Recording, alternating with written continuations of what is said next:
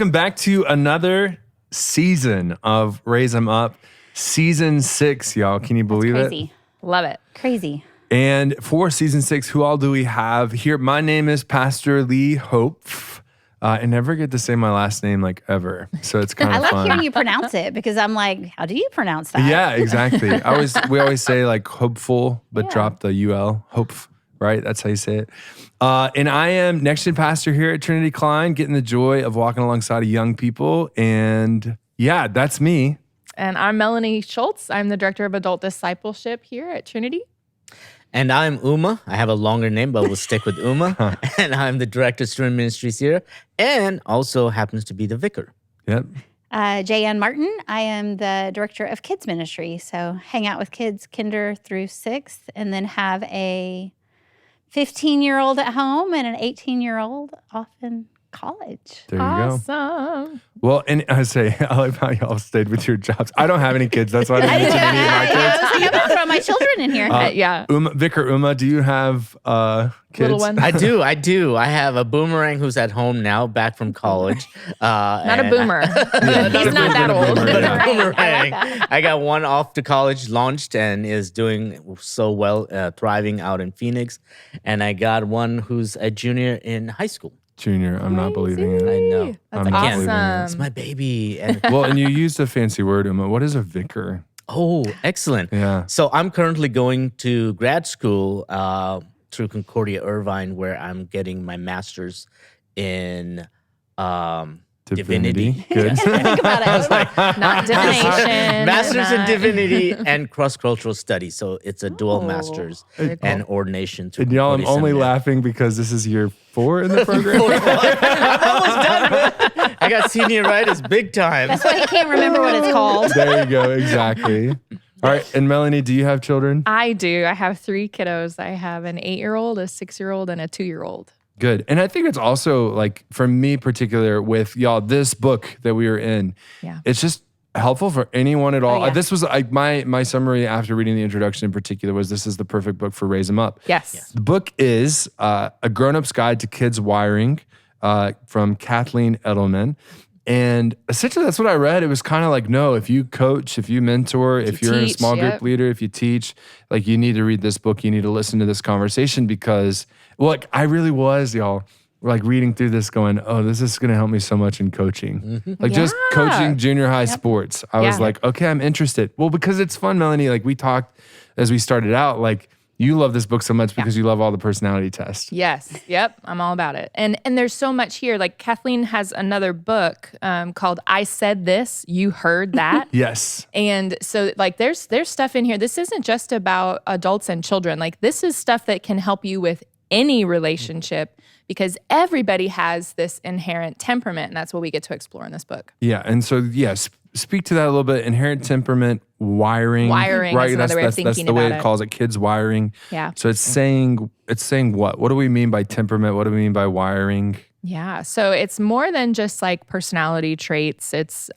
really something that's inherent that like these are the ways that you are oriented. You're oriented to process things internally or externally. So you're an introvert or an extrovert. And that's really about communication and information. So, if I hear new information and I'm asked to respond, am I going to process that out loud verbally? Or is that something where I'm going to take a minute, chew on it quietly, and then maybe give my response after I've thought through it? So that's introverted, extroverted. But then on the other side, you're oriented either more heavily toward relationships and people or toward tasks and goals. And so you end up with these 4 quadrants. I'm either introverted or extroverted and oriented toward people or tasks. And so then you end up in one of these 4 categories. Sure. So you're going to hear us talking about them in their original names, which goes all the way back to 400 BC. Hippocrates categorized these into 4 unique groups, but we're probably going to talk about them because I don't like saying phlegmatic. I think that's gross. We'll probably talk about them in colors, red, yellow, green, and blue. Absolutely, And we'll get into all of that later. As but we get yeah. through the book and through the chapters, yeah. Yeah. Well, and like I agree. Like I love the personality test things. Yeah. Like even stuff like which Avenger are you? Like Yeah, what I'm Harry just Potter so curious house what are it you? Yeah. says.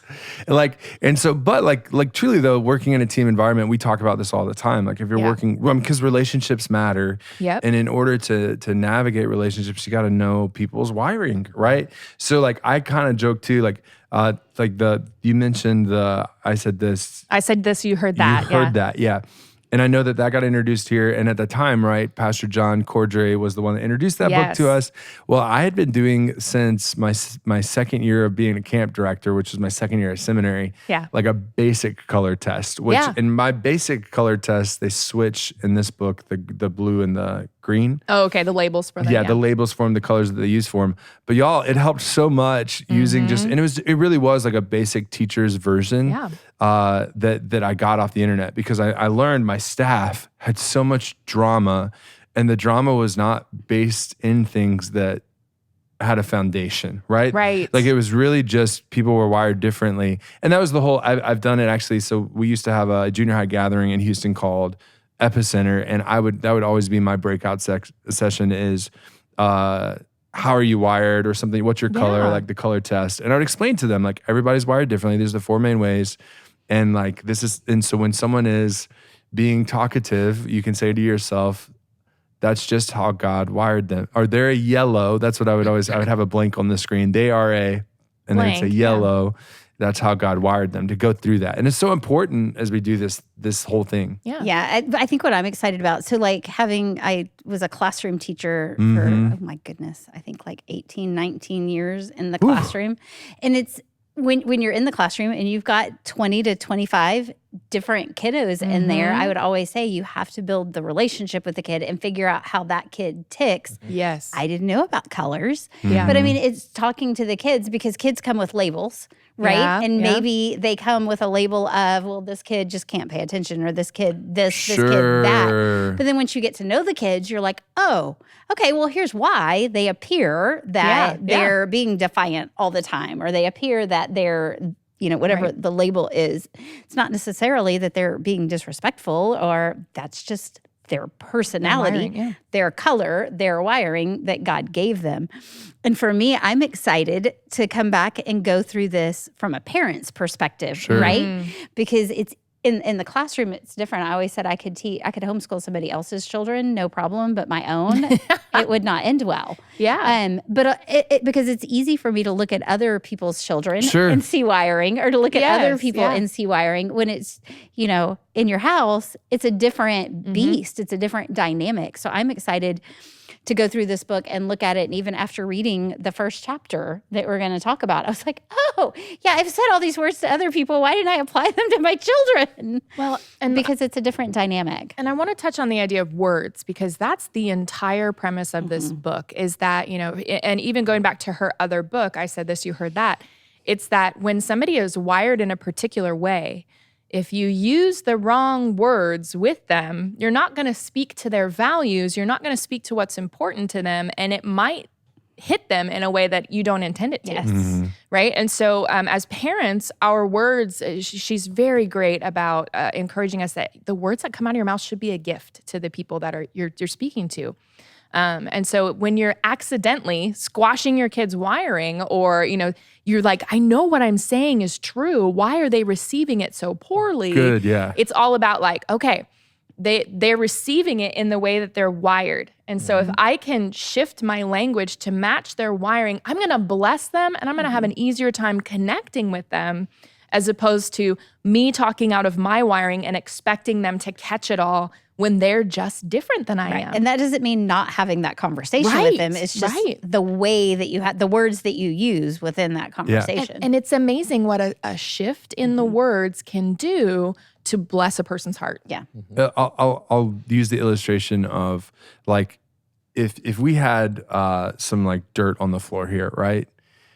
Depending on what tool you have, you're going to use it differently, right? The wiring, the way it's designed to be. Okay. So if I have like a dustpan, I know I can slam that thing down and I can use the brush and bring it on in. But if I just have a piece of paper, if I slam that thing down, I'm going to be like, this just doesn't work, right? Yeah. It's like, well, yeah, homie, you're not recognizing The tool that you have, yeah. and seeing the wiring, the design, the way that it works. And that's the way it is with your kids. And this reads really well into what this first chapter was all about, because this first chapter is called Expectations. Yeah. And this was like, it was so, because again, I've always seen this this is so funny. You're going, I need to see this as a parent.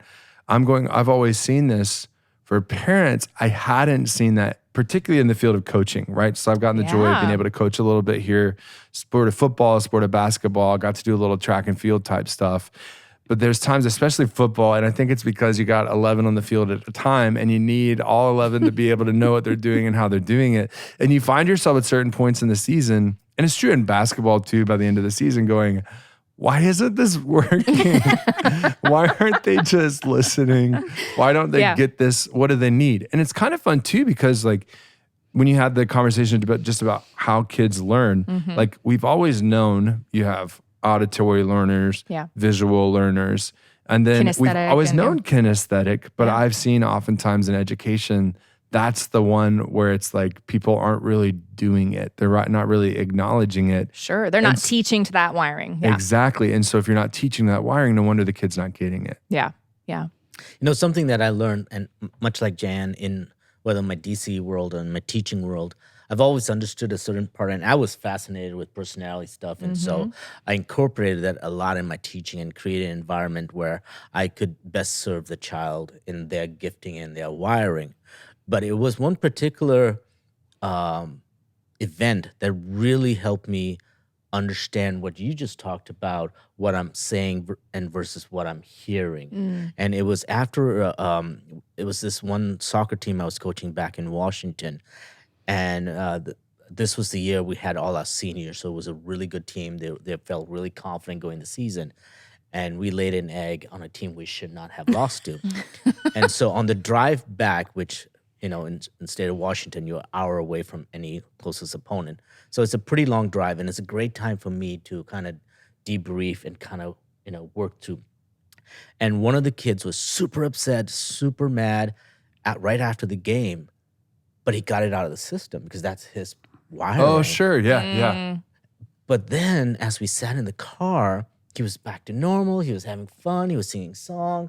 And this other kid who was really quiet and introverted was like getting mad at his teammate. Yeah. It's like, bro, we just lost. How can you not be upset? And I realized for this person, their processing was so different. Good. And they needed that quietness. They needed everyone else because we project what we see, right? Yeah. And so now they were projecting their frustration on a teammate who is already processed and now ready to move on. Yes. And so how do you have that healthy balance between the two?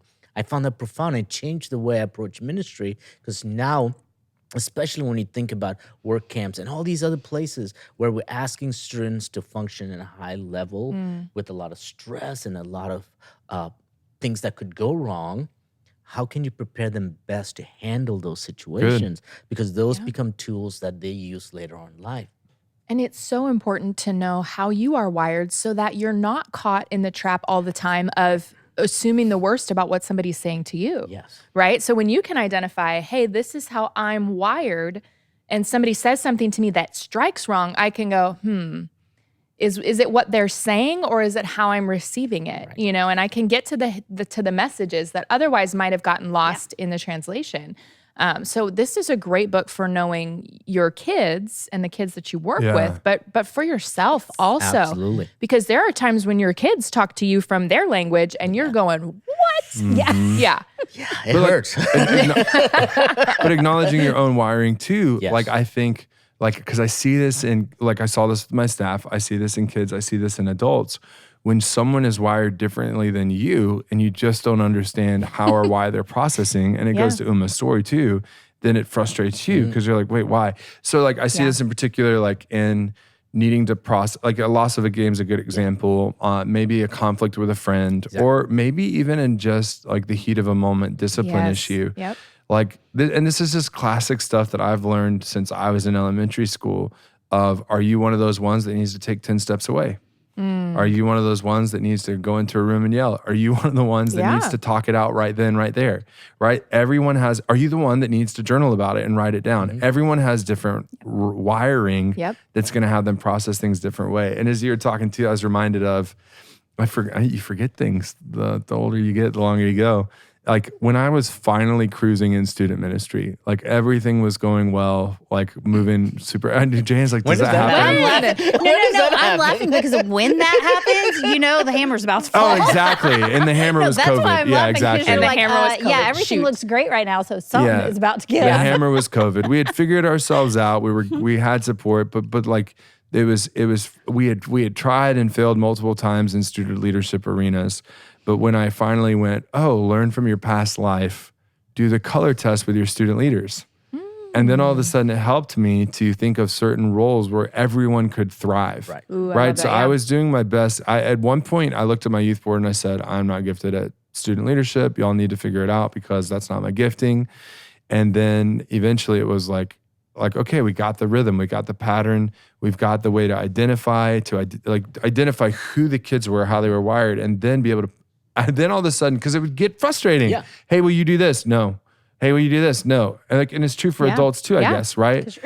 But if you can figure out their wiring, how God has naturally gifted them, then you're able to place them into leadership positions that they would be so great at. And ways, sometimes behind the scene, sometimes in front of the scene. Yeah. Like, and the same thing's true. I remember very vividly, I laugh because like one of our patterns at work camp is you have small groups time, right? Family groups is what we call them. And like I told my family group, I'm like, I'm the pastor. I get asked to pray all the time. Like, so somebody else gets just know this week, I'm going to ask every single night that we're together for someone to open us and someone to close us in prayer. And I had one who was like, I don't do that. I don't pray out loud. And so it became like early in the week, I was able to say, well, here's your different options. Maybe you do it this way. Maybe you do it this way. Maybe you write it down and you bring it with. And then all of a sudden, like, it was so funny because we'd spent maybe 3 or 4 days and this person did not talk at all in the small group. Like, didn't even talk, didn't even process with us. And then like all of a sudden we're closing down on Thursday night, I think it was. And it's, all right, well, someone pray for us. I've got it.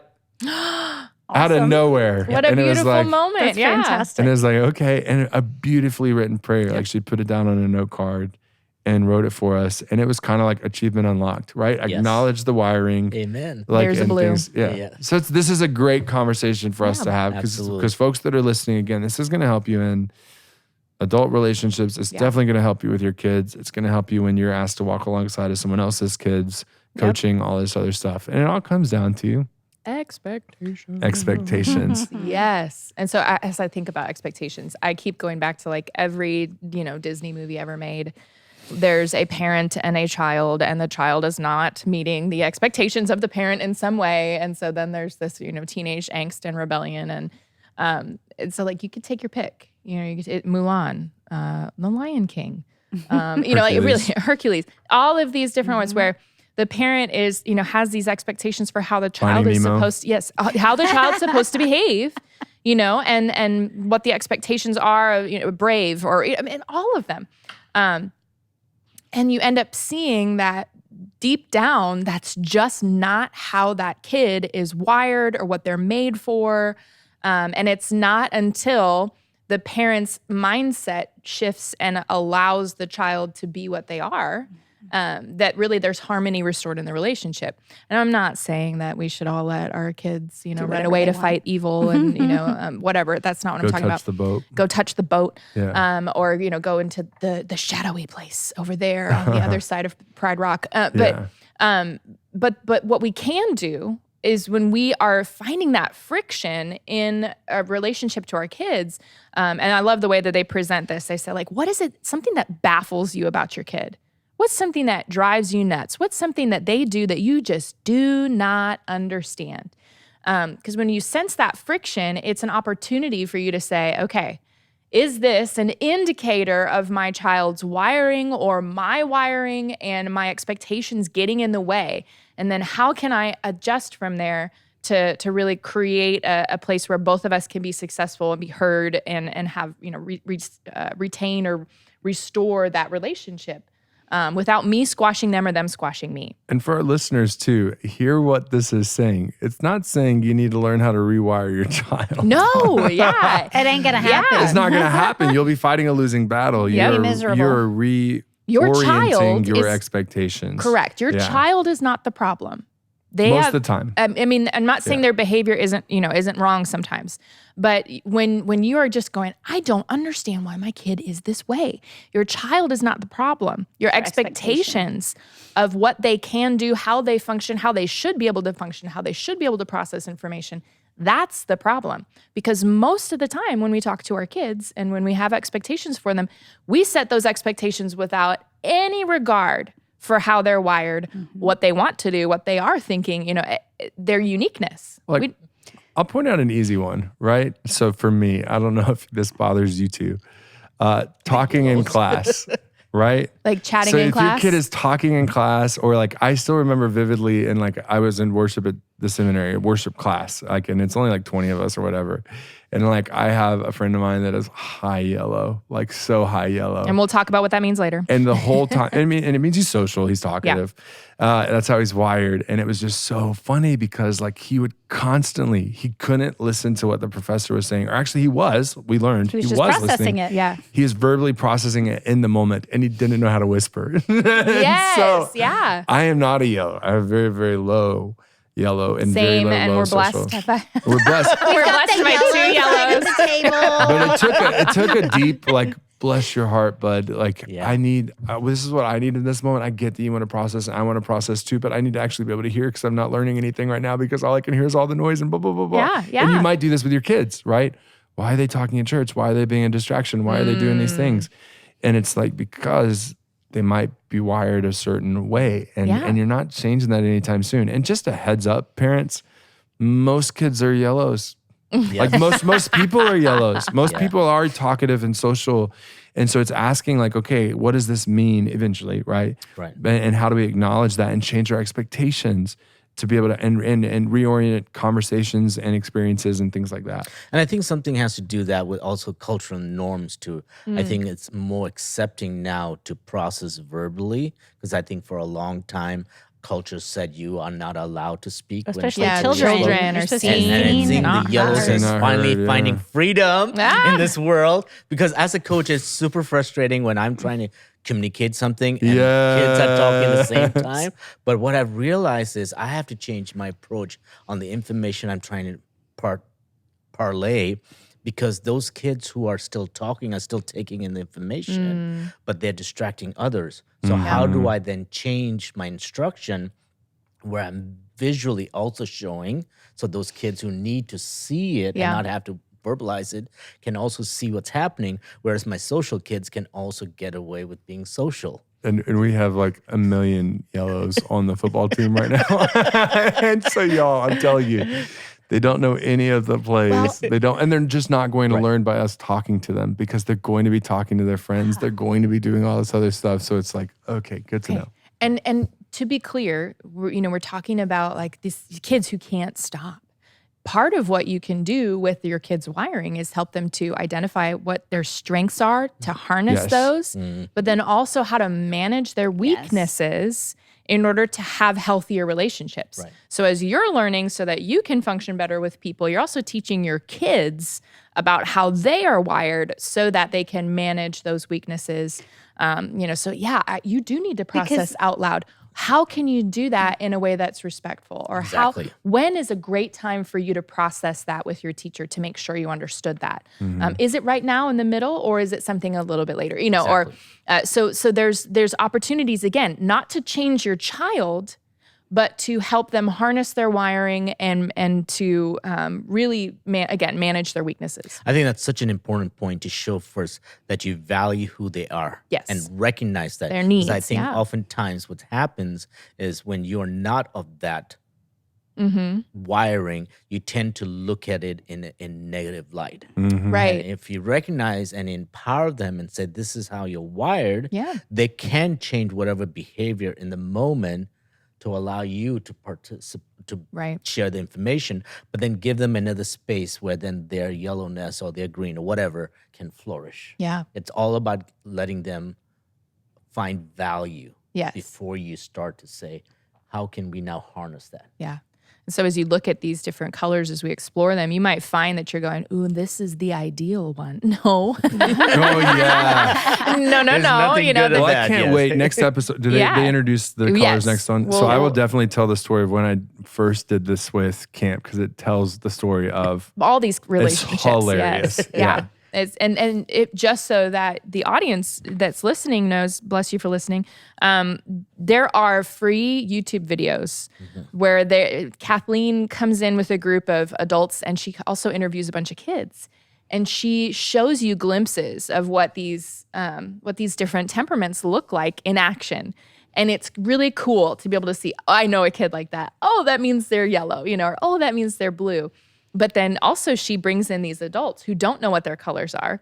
She makes them take the test and then to watch their reactions, you're just like, they don't even know how red they are, and it's cool. So there's tons of resources that are free and available to supplement as you read along with us. They're in the book. Yeah, exactly. Yeah, they're listed in the book and they're on YouTube. And so plenty of awesome see things. the QR code too, right? Yeah, in your book, you might see some QR codes here and there. That'll link to videos and things like that. So great Did stuff. any of you guys, now that we've been together as staff for almost a year, were you surprised with what we shared, who we are? No. Okay, I was gonna say. Once you know the colors, you can, you can kind of pick You out can some of start those now things. looking and saying that's yellow, Well, that's but a it's, green. it's similar to all the personality tests of like once you've taken it, once you've processed it, once you know how it goes, you can somewhat predict people. And Yeah. it's like, think about how passionate people get talking about the Enneagram, right? Yes. And I say That's that. one I haven't gotten into, but yeah. You can hear the judgment in my voice, but like I have learned, I really need to learn the Enneagram. I don't even know what that is. You don't know the Enneagram, the whole you're number 1 through 8, one, wig 9, wig 9 or whatever. all that stuff. Okay, so it's Okay, another. so here's the thing. That would be like detail kind of stuff. Oh, sure. And this We don't yellow, fly with ain't got that. time for that. Not me.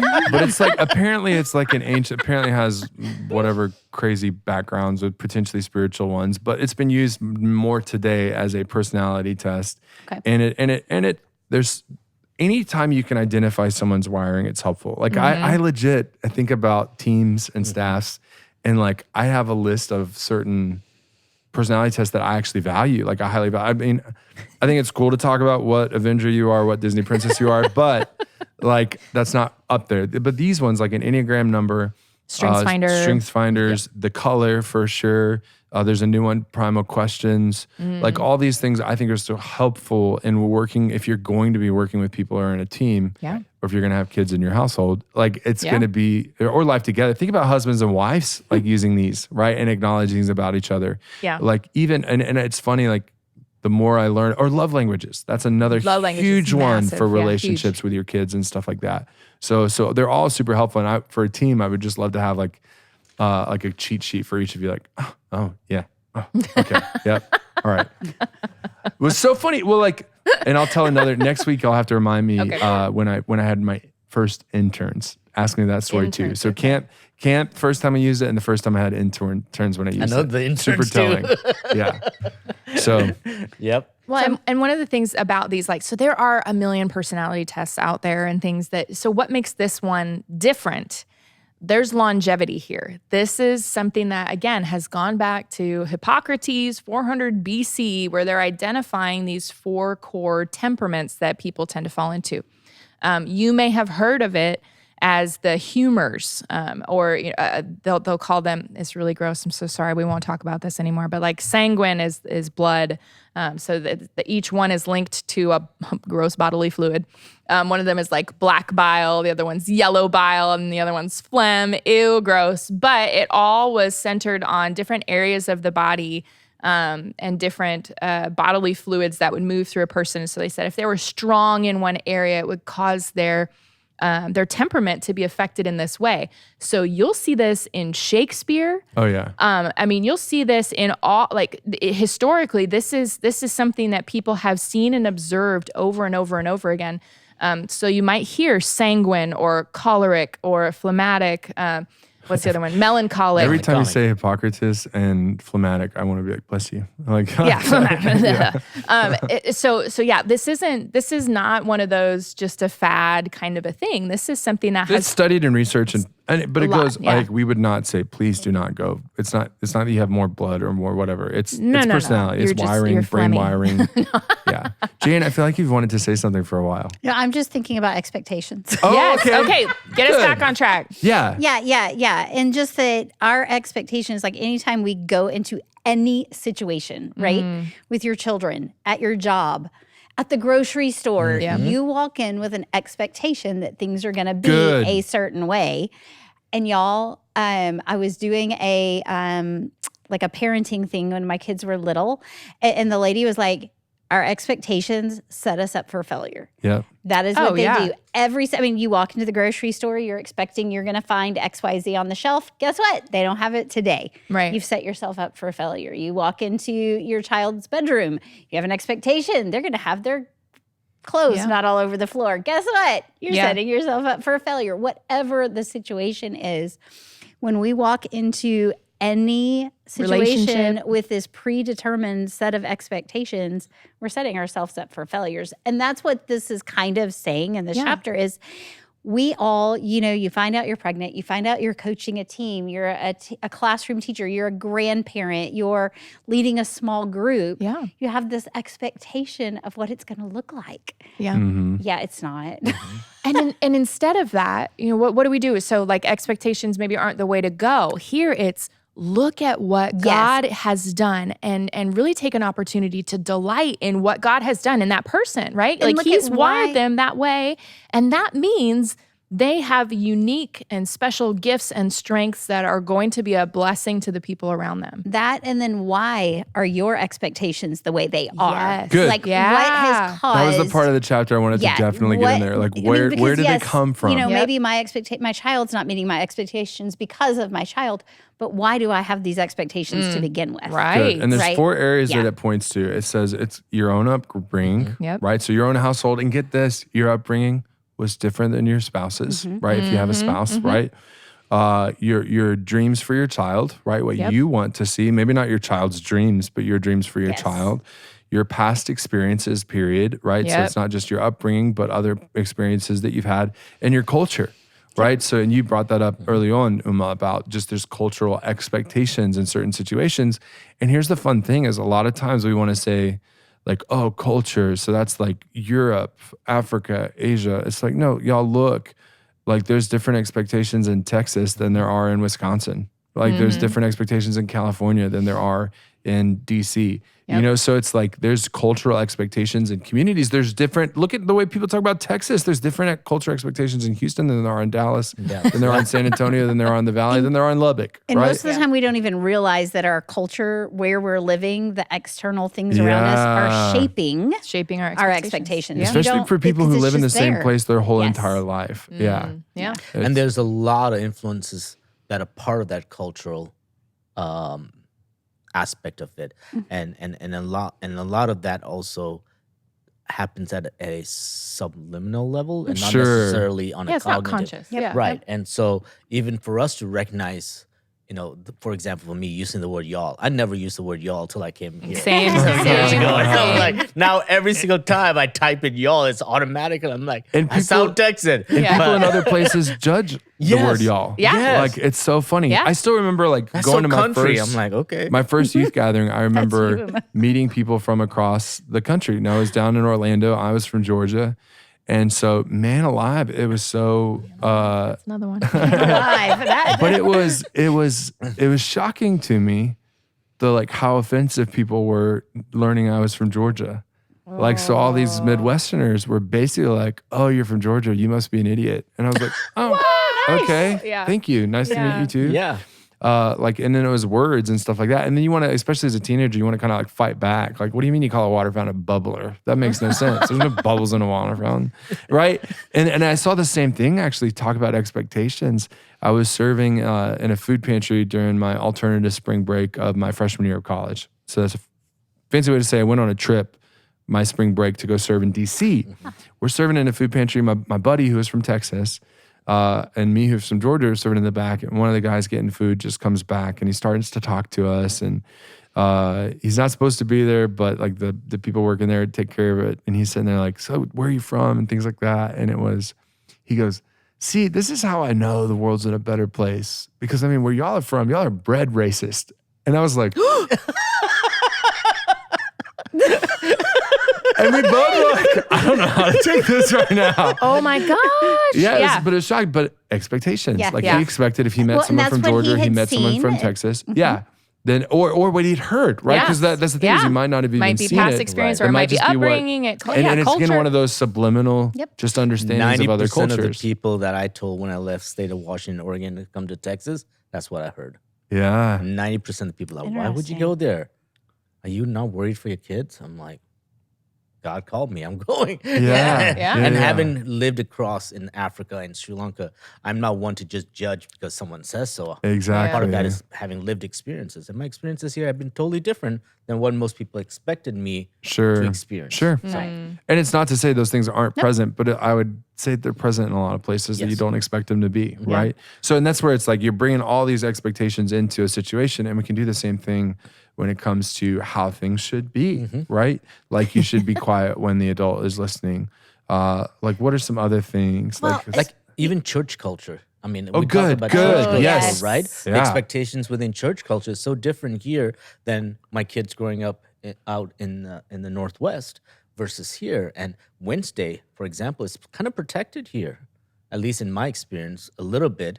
We're like, what world are you living in, Uma? I don't know. At least there's a lot more than because there Sundays you don't see your kids in church because there's so many events happening on Sundays. Sure, and that's starting to Wednesdays. creep in here for sure. Yeah, But I'm saying what I felt was that there was at least a time that I felt people valued being being engaged in church, being involved in church, and all that stuff. Where there it was just like if it happens, it happens. Otherwise, my life is busy. Yeah. sure. And I think and that's why my experience has been what you just said. So that's so interesting that you've seen the value that people have. Yeah.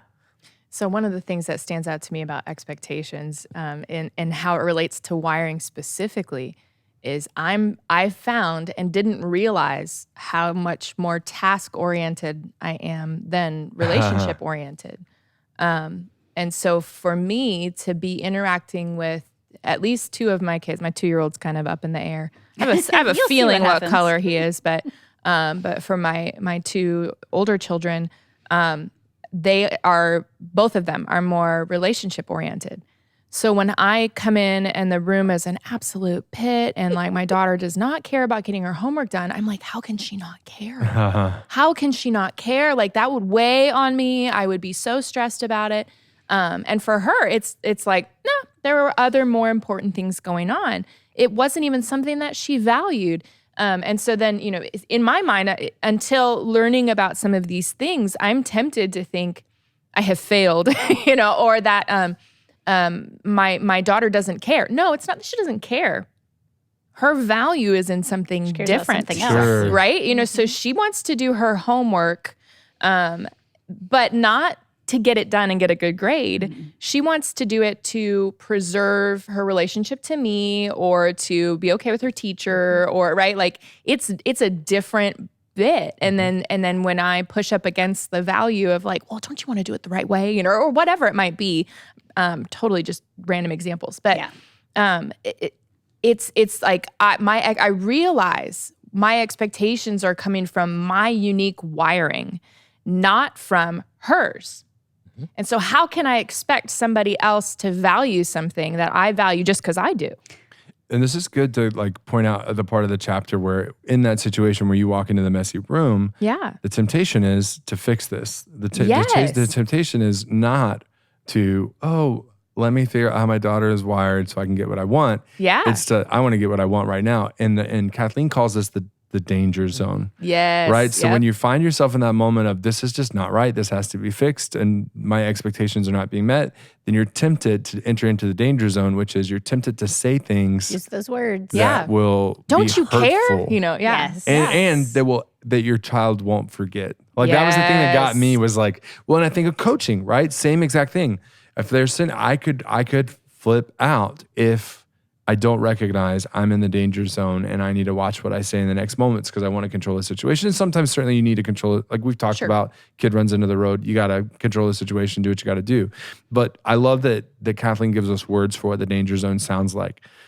Things like at a moment when your kid's picking a theater over sports, then you're tempted to say, in our family, we play football. You know what might be heard when you say that?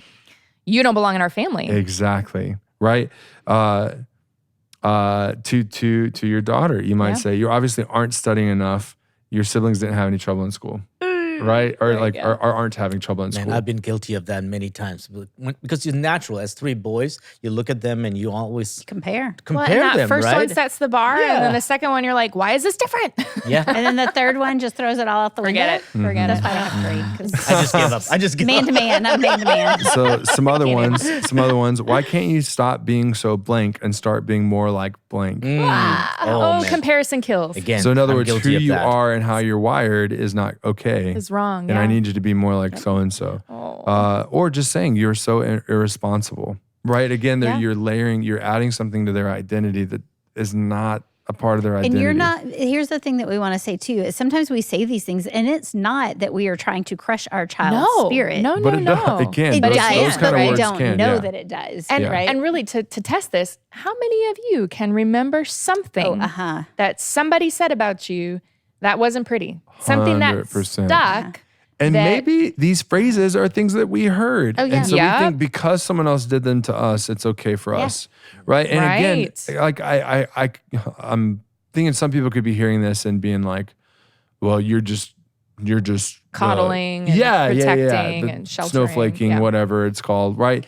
But the truth of the matter is, no, we're trying to help you be a more effective parent. And we're not By saying being- that, that behaviors don't need to be improved. Exactly. There's no part of this that's going to say, hey, my kid, lives in filth. It's okay for them to stay living in filth because that's how they're wired. No, that's not the conversation. But the conversation is how you address the words that you use, the way that to you be more interact effective. with.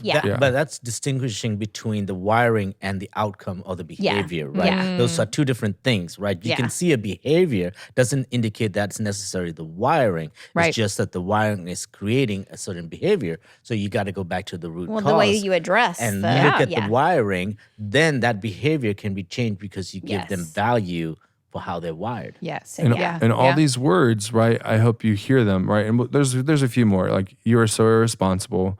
Why can't you just do it the first time? You're literally never ready for practice when you're supposed to be. Calm down. Why do you always have to be so over the top? Every single one of those statements is a judgment statement, right? You're not giving them the words they need to improve what they're doing. You're not equipping them or empowering them or correcting them even. You're just judging them. You're just tearing them down when you use words like that. And so recognize a phrase, we've said in every other season, why not say it here? How can I be curious in the moment rather than judgmental? Yep. How can I make sure that I am speaking from a place of love, right? And love does correct. Love does want safety. Love does want improvement and growth, but a place of love, not judgment. And so I want to point out something that can really cause us to get into the danger zone very quickly. And it's the sense of dealing with it right now. Yeah. And just yesterday, a friend shared with me this statement that has just been blowing my mind for the last 24 hours. Hurry kills love. And I just thought, how massive of a statement is that? Because in the moment, especially me as a task-oriented person, my desire to get the thing done and my child who is not interested in getting the thing done or who hasn't gotten the thing done yet, my need for that or my desire for that to happen then translates into rush and hurry. And then, I'm spouting off about, we can't do this until we do that and da-da-da-da-da-da. And that hurry, that pushing of getting what I want, the behavior to change in the way I want it to change right now, that is really going to push us into the danger zone and then really can kill the child receiving the love that we're supposed to be giving to them as parents, the compassion. So whatever it is, like in the heat of the moment, if your expectation, you're realizing my expectation for my kid's behavior is not being met, if you can take that deep breath and really take the time to say, okay, what is my expectation? Is it valid? Yeah. That is a truth bomb, though. Right? Hurry kills love. And how often are we feeling too rushed and hurried as parents, teachers, coaches, mentors? Like, Human beings. my goodness, just a little Americans. I think there's a People, certain right? urgency of time. But Yeah. again, as you're talking, as we're chatting, I'm looking at all the biblical examples of the wiring, right? Mary and Martha and the way they interact with Jesus. Yes, Or yeah. the way the different disciples interact with Jesus. Peter was always on edge. Peter was always getting Red, yelled at, yeah. always getting, he cut someone's ears. He's walking on water. He did cool things. That's how Peter was wired. Yeah. Whereas John was in the sidelines, but John was the faithful one, the loved Well, one. they're all faithful. yeah. Right. I know. But Well, Judas. I was going to say, Mr. What color was Iscariot. he? No, we're not going to get into that. No. but you can even look at Joseph and his brothers, or you can look at all the Old Testament yeah. stories. You can see aspects and different ways. King Saul and the way he interacted with David, and when he was in his throne or whatever, not throne, but threat to his throne kingdom. Yeah. All those different things, you can see how oftentimes the way God has wired us, the way God has. And it goes back to the 4 things that Pastor Lee brought up again, our culture being brought up and all that stuff, our expectations. They come in conflict with others. They're constantly in conflict with others. And what this book helps us is to find and identify those wirings so that we can become better, effective communicators with our kids, with our people. Going back to words, right? It's all about the words. And I appreciate kind of where the chapter moves to then is like, it's acknowledging, y'all, this isn't a parenting strategy that we're giving you. Like, this is not the conversation that we're having, but more of a parenting framework. And I love even just one of the highlighted words on page 14. We are fantastic at saying the wrong thing or saying the right thing the wrong way, right? So it's the words matter. Yep. That the framework walking into the situation matters, just acknowledging the wiring. That's all this is. And then it's really a lot of figuring it out as you're going. Yeah. So I love that. So kind of we've been talking about expectations. We've been talking about the colors. We've been talking about the words. And she kind of sets up. So, okay, what's the whole point of all of this, right? What do we want to be able to do? Well, we want to be able to set more realistic expectations. Yep. For our children. We want to know how to make them feel confident in their strengths and capable of managing their weaknesses. And we want to help them grow into the person that God made them to be. Yep. And how are we going to do that? Well, we're going to use our words. Exactly. Right? Your words are what's going to do all of these things. And so that's the whole point of this book. And okay, why do I need to know how my child is wired? Well, because their wiring needs to drive my expectations, not my past, not the things that I want, but my child's wiring needs to drive that. And we can acknowledge the fact that God is intentional. Yes. Absolutely. God created your child for a purpose, for And how a reason. boring, I love in pointing this out. way. How boring would it be if he wired us all the same way? Oh, yeah. So boring. Yeah. So complicated too. Yeah. We get bored really quickly. So if you haven't bought this book, can we talk about how amazing this resource is? Yes. So if you haven't bought this book yet, if you're going, I don't know if I want to jump in and get it, because it allows you to, there's a test that you can take for yourself to figure out what your type is, but then there's a lot of other resources to help you figure out what your kids are. Good. Yeah. And then there's like a cheat sheet section for yellows and reds and blues and greens. So you'll find out, like, hey, how do I know what my kids are? And then what else can I learn about the way that God's wired them? So you can figure out, okay, my kid is a yellow. And so that means that they're strong in this and they're going to struggle with this. And, I might be tempted to say this, but what will really bless them is this instead. Well, So there's so many good things in A this piece of book. advice I have, like when it comes time to do that, right? And we'll talk about it as we get As to we those go, chapters too, is always ask yourself when you're taking the test or when you're evaluating your kid, because I always hear my kid is an entirely different child for everyone else than they are at home, right? Yeah. Ask the situation, because I've learned this, especially the more and more I did the color test with folks, is for our purposes, we were talking about at work. So answer all these questions for yourself at work or in a team environment type thing versus at home. At home, it might be very different. So you might even do that, like especially like husband, wife, or family scenario, whatever you're looking for. Yeah. Answer it in those ways and then see what happens, right? Because I've also seen, me personally, we'll talk about that journey next week, my colors changed over time. So it was so interesting to watch. And that might be true of your kids too, right? So different circumstances, different life things, Different your seasons. kid might adjust as they Might go tweak on. a bit, and usually it's in your secondary colors, Yes, exactly. Yeah. So it's close. It's not drastic changes unless you're me, but like, Well, and one thing I figured out was that I thought I was one way, sure. but really I was masking. She talks about that a little bit too. I was masking. I was trying to be a different color As if something was better or something. because the way I was wired was not received well. And so then, so that your kid might be masking a bit. So this can take some time, and this is something that will take some time to unpack fully. And even again, you have a dominant color, but you might end up with a secondary color that's, maybe you're super, super red, or maybe you're like me, you're 50-50 with another color. And so learning those pieces as well, all of this can just give you insight to yourself and your kids. Absolutely. And I think where I would leave people, I love where the chapter ends too, is because it's about words, expectations. That's the key things I hope folks are taking away as they're listening. And I loved the question, like, what would your kids say that they hear all the time from you or from adults? I know. I love that, right? It's Yeah. kind of like if the walls had ears, what would they say are your repetitive things? And it kind of says things like clean your room, put away your clothes. Did you do your homework? Sit down, sit still, be quiet.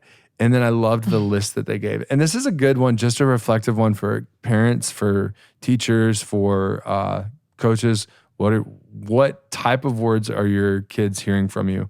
Are they logical, efficient, and productive? Or are they inspirational, encouraging, and meaningful? And especially for those wired a certain way, that's so hard to hear, right? Yeah. We can talk about more what that means next time. But yeah, ask that. Ultimately, your goal is inspiration, encouraging, and meaning, right? Yeah. For your kid, and not necessarily just to get through the motions and get through the day, because that'd be pretty boring at the end. Yeah. So there's good news. You have wiring from God that has equipped you with specific strengths to do awesome things for his kingdom. Your kids have specific wiring from God to do the same thing.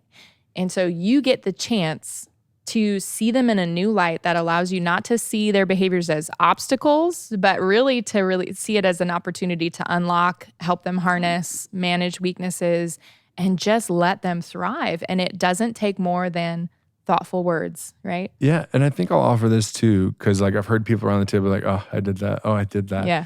People listening today might be like, oh, I did that. And it's like, y'all, we're not here to judge at all. You are not a failure. You're not a bad parent. And you're all not this other alone. stuff. Yeah. And there's no time like the Hey, present. we've got the book and we're trying. Exactly. Right, yeah. That's the whole Exactly. point. Yep. And there's so much life in front of us to be able to say like, hey, maybe we're hearing this, maybe we're having this conversation because God's going to be preparing us for something that's next. And kind of You like we bet. said with the last couple of books, it's not too late, No. right? Never so too my late. kids Never. are older. They're not, yeah. Yeah. Exactly. So it's not too late. And guess what? There's grace when we mess So up, because we are much going to mess grace. up. And even Yep. once I figure this all out, I'm still going to mess up. Oh, yeah. Oh, yeah. And my children will tell me about it. It's great. They'll remind us. They'll remind us. If you ever want to know if you ever did any of these things, they'll tell you. And it'll be fun in those moments when they remind you to be like, oh, you're in the danger zone now, not me. Yeah. It's great. It's great. Well, folks, if you appreciate this conversation at all, please share it with someone. Please encourage them to join the conversation with us. Like, subscribe, all that stuff, depending on how you're listening to this. It's always just great to be able to see that. And as you go, if you have questions, let us know. Join that conversation. If you're looking for a way to do that, certainly you can find us on Facebook, Raise Them Up Podcast. Be sure to include that word. Or comment on the YouTube page, because we have this visually too, where people can see the conversation happening if that's how you like, or your favorite podcast platforms. But again, I think the biggest thing for us is continue the conversation. That's why we do this. We want people talking about these things because we love young people and we love being able to help people, specifically this season, learn how God has designed and wired these young people in a certain way that you can actually leverage that for the betterment of each and every kid. And hopefully as they learn God made you this way, it also helps raise them up in the faith that he's given them too. So we'll see you next time.